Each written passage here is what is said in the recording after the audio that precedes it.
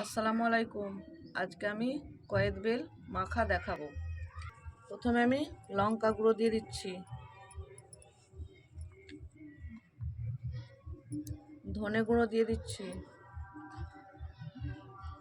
জিরে গুঁড়ো দিচ্ছি, লঙ্কা কুচি দিয়ে দিচ্ছি, ধনে পাতা কুচি দিচ্ছি, পেঁয়াজ কুচি দিচ্ছি 1 চামচ, আচারের তেল দিচ্ছি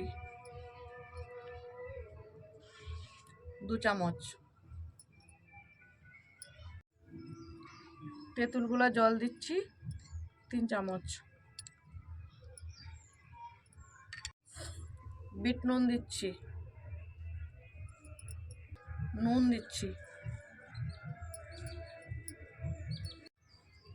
গন্ধরাজ লেবুর পাতা দিচ্ছি। সব উপকরণগুলো আমি মেখে নেব।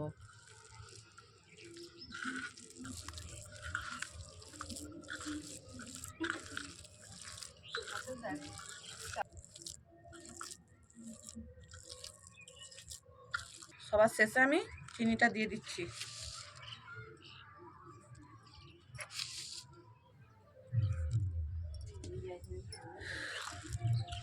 এবার ভালো করে মাখিয়ে নেব।